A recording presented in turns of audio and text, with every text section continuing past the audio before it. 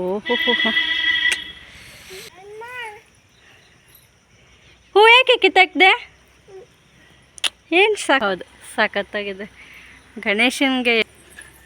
ಅಯ್ಯೋ ದೇವ್ರೆ, ಯಾಕೆ ಹಿಂಗೆ ಮಾಡದೆ ಇರುತ್ತೋ? ಕಷ್ಟಪಟ್ಟು ಹಾಕಿದ್ದೆ ಕಣಲೆ. ದೀಪಾವತಿಗೆ ಮನೆಯಲ್ಲೂ ರಾಶಿ ಹೂವು. Hi, welcome back to my YouTube channel. ಇನ್ನು ಯಾರೆಲ್ಲ ನನ್ನ ಚಾನಲ್ ಸಬ್ಸ್ಕ್ರೈಬ್ ಮಾಡ್ಕೊಂಡಿಲ್ಲ, ಆದಷ್ಟು ಬೇಗ ನನ್ನ ಚಾನಲ್ ಸಬ್ಸ್ಕ್ರೈಬ್ ಮಾಡ್ಕೊಂಡು ಅಂತ ಹೇಳೋಕ್ಕೆ ಇಷ್ಟಪಡ್ತೀನಿ. ನಾನು ನಮ್ಮ ತೋಟಕ್ಕೆ ಬಂದಿದ್ದೆ. ಅದೇ ನಮ್ಮ ಮನೆ ಹಿಂದುಗಡೆ ಕಾಣೋದು. ತೋಟ ಅಂದರೆ ಫುಲ್ ಒಳಗಡೆ ಏನು ಹೋಗಲ್ಲ. ಹಾಗೆ ನಮ್ಮ ಅತ್ತೆ ಬೆಳೆಸಿದಂಥ ಹೂವಿನ ತೋಟ ಅಷ್ಟೇ ತೋರಿಸೋಣ ಅಂತಂದು ಹೇಳಿ ಮಾಡಿದೆ ಅಷ್ಟೇ. ಯಾಕಂದರೆ ಈಗ ಮಕ್ಳು ಕರ್ಕೊಂಡು ಎಲ್ಲ ತೋಟಕ್ಕೆಲ್ಲ ಹೋಗೋಕ್ಕಾಗಲ್ಲ, ಒಳಗಡೆ ಫುಲ್ಲು ಒಳಗಡೆ ಇದೆ. ಅದಕ್ಕೆ ಇದು ನೋಡಿದ್ದೀರಿ ಅಲ್ವಾ, ನಮ್ಮ ಮನೆ ಅಂದರೆ ಹೋಮ್ ಟೂರ್ ನಾನು ಮಾಡಿದ್ದೀನಿ. ನೀವು ನೋಡ್ಬೋದು ಹೇಗಿದೆ ಸುತ್ತಮುತ್ತ ಅಂತಂದೇಳಿ. ನನಗೆ ಇಲ್ಲಿ ಅಂದರೆ ತುಂಬ ಇಷ್ಟ ಇರೋದಕ್ಕೆ. ಬಟ್ ಕಾರಣಾಂತರದಿಂದ ನಾವು ತುಮಕೂರು ಸೈಡ್ ಇದ್ದೀವಿ. ಮತ್ತು ನಾನು ನನ್ನ ಮಕ್ಕಳು ಇಬ್ಬರು ಜೊತೆ ಹೂವಿನ ತೋಟ ನೋಡ್ತಾ ಇದ್ದೀವಿ. ನಮ್ಮ ಅತ್ತೆ ಬೆಳೆಸಿರೋದು ಹೂವಿನ ತೋಟ ಇದು. ಸೊ ಹಂಗಾಗಿ ನನಗೆ ಅಂದರೆ ತುಂಬ ಇಷ್ಟ ಈ ಥರ ಎಲ್ಲ ನೋಡೋಕ್ಕೆ. ಮಳೆ ಬೇರೆ ತುಂಬ ಚೆನ್ನಾಗಿರುತ್ತೆ. ಆ ವಾತಾವರಣ, ಆ ಗಾಳಿ, ಇದೆಲ್ಲ ಗಿಡ ಹಾಕಿದ್ದು ನಮ್ಮ ಅತ್ತೆ. ನೋಡಿ ಎಷ್ಟು ಚೆನ್ನಾಗಿ ಹಾಕಿದ್ದಾರೆ. ನಮ್ಮ ಅತ್ತೆನ ನಿಮ್ಗೆ ಆಲ್ರೆಡಿ ಪರಿಚಯ ಮಾಡಿಸಿದ್ದೀನಿ, ಮತ್ತೆ ಪರಿಚಯ ಮಾಡಿಸ್ತೀನಿ, ನೀವು ನೋಡ್ಬೋದು. ಇವಾಗ ವೀಡಿಯೋ ಮಾಡ್ತಿರೋದೇ ನಮ್ಮ ಅತ್ತೆ. ಸೊ ಹಂಗಾಗಿ ನಮ್ಮ ಅತ್ತೆ ಕಾಣಿಸ್ತಾ ಇಲ್ಲ. ಅದಕ್ಕೋಸ್ಕರ ಇವಾಗ ಅವರು ಹೂ ತೆಗಿತಾರೆ, ನಾನು ತೋರಿಸ್ತೀನಿ ನಿಮಗೆ, ನೀವು ನೋಡ್ಬೋದು. ಓಕೆ. ಹಾಂ,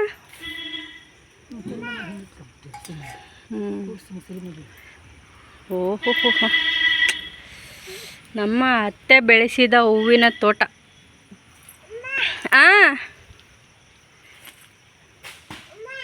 ಕಾಯಿ ಬಿತ್ತು. ಓ ಹೂ ಯಾಕೆ ಕಿತ್ತಾಕ್ದೆ? ಏನು ಸಖತ್ತಾಗಿ ಹೂವಾಗಿದೆ ಅತ್ತೆ.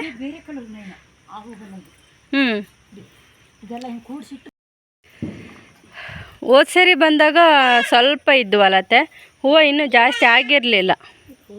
ಅದು ಹೋಗಿದೆ ಬೆಳೆದು. ಹೌದಾ?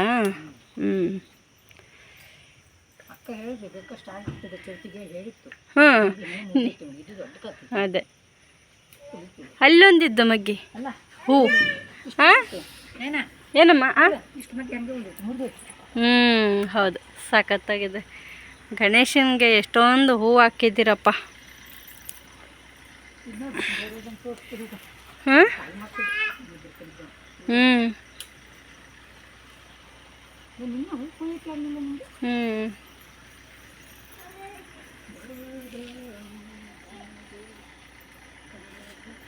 ಅತ್ತೆ ಈ ಗಿಡಕ್ಕೆಲ್ಲ ಬೀಜ ಇರುತ್ತಾ? ಹೂವಿನ ಗಿಡಕ್ಕೆ ಇದಕ್ಕೆ ಹೆಂಗೆ ಬೆಳೆಸ್ತೀರಾ ಇದೆಲ್ಲ? ನಾನು ರಂಗೋಲಿ ಎಲ್ಲ ಕೆಡಿಸಿಟ್ಟೆ. ಹಾಯ್, ಅಯ್ಯೋ ದೇವ್ರೆ, ಯಾಕೆ ಹಿಂಗೆ ಮಾಡದೆ ಇರುತ್ತೋ? ಕಷ್ಟಪಟ್ಟು ಹಾಕಿದ್ದೆ ಕಣಲೆ. ಚಿಕ್ಕದು ಹಾಕಿದ್ರೂ ಚೆನ್ನಾಗಿ ಹಾಕಿದ್ದೆ ನಾನು. ಅತ್ತೆ ರಂಗೋಲಿ ಎಲ್ಲ ಕೆಡಿಸಿಟ್ರು. ಹಾಂ ಹಾಂ, ಅದೇ ಅಂಥದ್ದು ಅದು ಹೂವಾ? ಏನೇನೋ ಹಾಕ್ತಿರಪ್ಪ.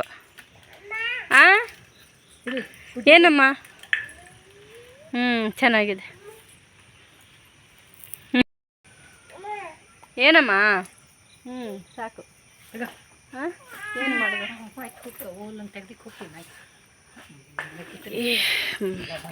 ಕೊಡಿ. ಯಾಕತ್ತೆ ಟೈಮ್ ಆಗುತ್ತೆ.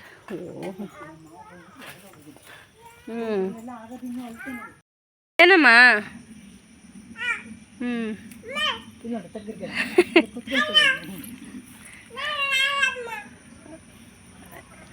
ಹಾಂ, ಏನಮ್ಮ? ಹಾಂ, ಅಮ್ಮ ಅಮ್ಮ 5 ತಿಂಗಳಿಗೆ ಬಂದಾಗ ಎಲ್ಲಿ ಮಲಗಿಸಿದ್ರು ಅಲ್ಲೇ ಇರ್ತಿದ್ರು. ಇವಾಗ ಎಲ್ಲ ಕಡೆ ಓಡಾಡಂಗೆ ಆಗ್ಬಿಟ್ರಪ್ಪ ಮಕ್ಕಳು. ನೋಡ್ತಾ ಇದ್ರೆ ಖುಷಿ ಆಗುತ್ತೆ ಬೇಗ ಬೇಗ. ಎಷ್ಟು 3 ರೌಂಡ್ ಹಾಕಿದ್ರ, ಇಲ್ಲೊಂದು ಸುತ್ತು ಇಲ್ಲೊಂದು ರೌಂಡ್ ಅಲ್ಲೊಂದು ರೌಂಡ್ 3 ರೌಂಡು. ಎಷ್ಟು ಹೂವು ಗಿಡ. ಹಾಂ ಇದು ಇದಕ್ಕೆಲ್ಲ ಗೊಬ್ಬರ ಇದೆನಾ? ಅಡಿಕೆ ಸಿಪ್ಪೆ ಅಲ್ಲತ್ತೆ, ಅದೇನೋ ಸತು ಗಿತ್ತು ಎಲ್ಲ ಬರುತ್ತಲ್ಲ, ಅದು ಹಾಕಲ್ವಾ? ಹಂಗೆಲ್ಗೆ ಹೋಗ್ತೀರ? ಬನ್ನಿ ಆಯ್ತಾ. ಅಯ್ಯೋ ಪುಟ್ಟಿ ತುಂಬ ಹೂವಾಗಿದ್ದು ನೋಡಿ. ಹಳ್ಳಿ ಊರಲ್ಲಿದ್ದರೆ ಏನು ರೊಕ್ಕ ಕೊಟ್ಟು ಕೊಂಡ್ಕೊಳ್ಳೋ ಅವಶ್ಯಕತೆನೇ ಇಲ್ಲ, ಪ್ರತಿಯೊಂದೂ ಸಿಗ್ತಾ.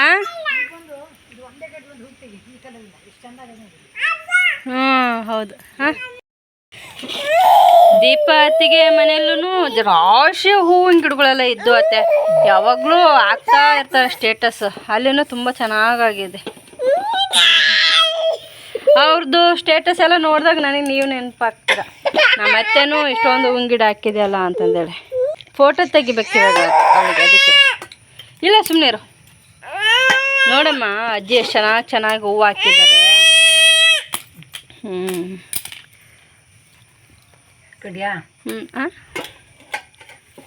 ಇರಿ ಫೋಟೋ ತೆಕ್ಕೊಂಡಿಲ್ಲ, ನಾನು ಫೋಟೋ ತೆಗಿತೀನಿ ನೋಡಿ. ನಾನು ಫೋಟೋಸ್ ತೆಗೆದಿದ್ದೀನಿ, ಎಷ್ಟು ಚೆನ್ನಾಗಿ ಹೂವು ಕಾಣಿಸ್ತಾ ಇದೆ ಅಂತಂದೇಳಿ. ತುಂಬ ಹಸಿರು ಗಿಡದಲ್ಲಿ ಈ ಥರ ಹೂವು ನೋಡೋಕ್ಕೆ ಎಷ್ಟು ಚಂದ ಅಂದರೆ 2 ಕಣ್ಣು ಸಾಲದು.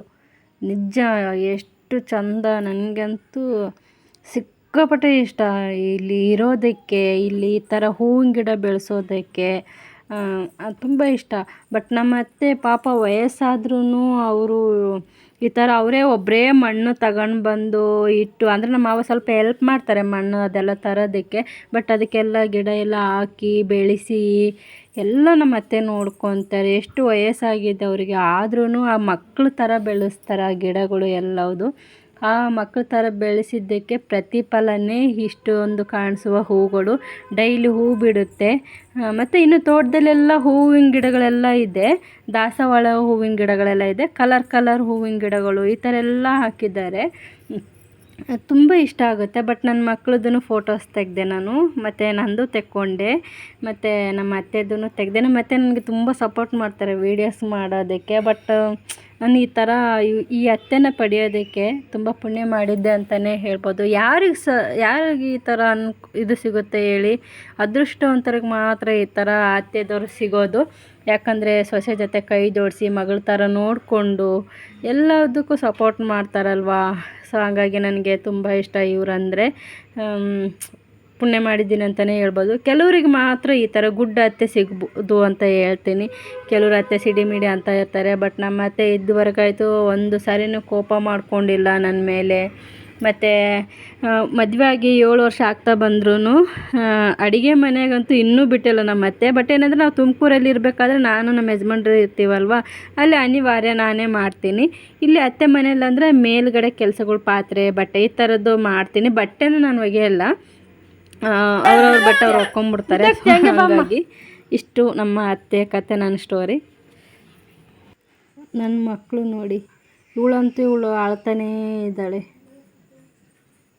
ಇವಳು ಸೈಲೆಂಟಾಗಿದ್ದಾಳೆ. ನೋಡ್ಬೋದು ತೋಟ ಅಂದರೆ ಫುಲ್ ಒಳಗಡೆ ಹೋದಂಗೆಲ್ಲ ಎಷ್ಟೇನು ತೋಟ ಕಾಣಿಸೋದು. ಬಾವಿ ಇದೆ, ಅವಾಗೆಲ್ಲ ನೀರು ಸೇರ್ತಾಯಿದ್ರು. ಇವಾಗೂ ನೀರು ಈಗ ಪೈಪ್ ಹಾಕ್ಬಿಟ್ಟಿದ್ದಾರೆ, ಮೋಟ್ರ್ ಹಾಕಿದ್ರೆ ಸಾಕು, ಸೇದೋ ಅವಶ್ಯಕತೆ ಇಲ್ಲ ಇವಾಗ. ಇಷ್ಟು ಅದು ದನದ ಕೊಟ್ಟಿಗೆ ತೋರಿಸಿದ್ದೀನಿ, ಹಳೆ ವೀಡಿಯೋ ನೋಡಿದರೆ ಹೋಮ್ ಟೂರು ಅದರಲ್ಲೆಲ್ಲ ಗೊತ್ತಾಗುತ್ತೆ ನಿಮಗೆ. ತೆಂಗು, ಬಾಳೆ, ವೀಳ್ಯದೆಲೆ, ಮೆಣಸು ಈ ಥರ ಸಣ್ಣ ಪುಟ್ಟದೆಲ್ಲ ತೋಟ ಹಾಕ್ಕೊಂಡಿದೆ. ನನಗಿಲ್ಲೆಲ್ಲ ಇರೋಕ್ಕೆ ತುಂಬ ಇಷ್ಟ.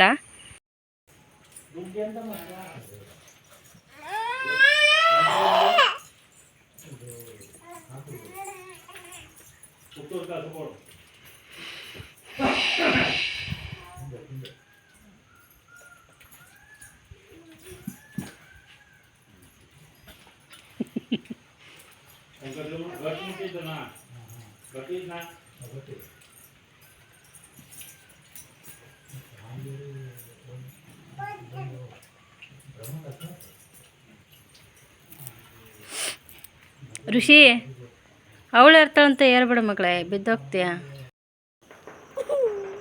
ಹೋಗೆ ಜೋತೆ ಮಾಡ್ಕೊಳ್ಳು ಹೋಗೆ. ಸರಿ ಬೇಡ ಬಣ್ಣೇನು ಇಲ್ಲಿ ಚೌಡಿಗೆ ಮಾಡ್ಕೊಳ್ಳಲ್ವ ನೀನು? ಮಾಡಿಲ್ಲ ಅದ್ರ ಜೊತೆ ಮಾಡಿ ಹೋಗ್ಲಿ. ಅವಳು ಮಾಡ್ಕೊಂತಾಳೆ ನೋಡಿ, ಚೆನ್ನಾಗಿ ಮಾಡ್ಕೊತಾಳೆ ನೋಡು. ಬರೀ ಹಳದ್ರಾಗ ಇರ್ಕಣಿ. ಸ್ವಾಮಿ ಮಾಡು ಮಗ, ಸ್ವಾಮಿ ಮಾಡು. ಹುಲ್ಲು ಬಂಗಾರ. ಏನಂದರೆ ನಮ್ಮ ಯಜಮಾನ್ರಿಗೆ ತೋಟದ ಕೆಲಸ ಎಲ್ಲ ಬರಲ್ಲಲ್ಲ, ಹಂಗಾಗಿ ಅವರು ಇಲ್ಲೆಲ್ಲ ಇಷ್ಟಪಡಲ್ಲ ಇರೋದಕ್ಕೆ. ಹುಟ್ಟಿದಾಗಿಂದ ಇದೆಲ್ಲ ನೋಡಿ ಅವ್ರಿಗೆ ಸಾಕಾಗ್ಬಿಟ್ಟಿದೆ. ಬಟ್ ನಮಗೆ ಈ ಥರ ಎಲ್ಲ ತೋಟ, ಬಳ್ಳಾರಿ ಕಡೆಗೆ ಈ ಥರ ಇಲ್ಲ, ಬರೀ ಭತ್ತ ಗದ್ದೆ ಈ ಥರದ್ದಲ್ವಾ. ಸೊ ಹಂಗಾಗಿ ನನಗೆ ಈ ಥರದ ಪ್ಲೇಸ್ ಇಷ್ಟ. ಜೀವನ ನಡೆಸ್ಬೇಕಲ್ವ, ಇಲ್ಲೆಲ್ಲ ವರ್ಷಕ್ಕೊಂದು ಬೆಳೆ, ಕಷ್ಟ ಆಗುತ್ತೆ ಜೀವನ ಸಾಗಿಸೋಕ್ಕೆ ಎಲ್ಲರೂ. ಅದಕ್ಕೆ ಇಲ್ಲಿ ನಮ್ಮ ಅತ್ತೆ ಮಾವ ಇರ್ತಾರೆ, ಮತ್ತು ನಾವು ನಮ್ಮ ಯಜಮಾನ್ರಲ್ಲಿ, ನಮ್ಮ ಭಾವ ಮಂಗಳೂರು ಸೈಡ್ ಇರ್ತಾರೆ.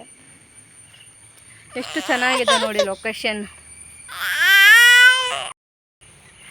ಓಕೆ, ಈ ಲಾಗ್ ಇಲ್ಲಿಗೆ ಎಂಡ್ ಮಾಡ್ತಾ ಇದ್ದೀನಿ. ಮತ್ತು ಆಮೇಲೆ ಊರಿಗೆ ಹೋಗ್ತಾ ಇದ್ದೀವಿ. ಹೋದ್ಮೇಲೆ ಮತ್ತೆ ಲಾಗ್ ಸ್ಟಾರ್ಟ್ ಮಾಡ್ತೀನಿ. Thanks for watching. ಮತ್ತು ನೆಕ್ಸ್ಟ್ ಲಾಗಲ್ಲಿ ಸಿಗ್ತೀನಿ.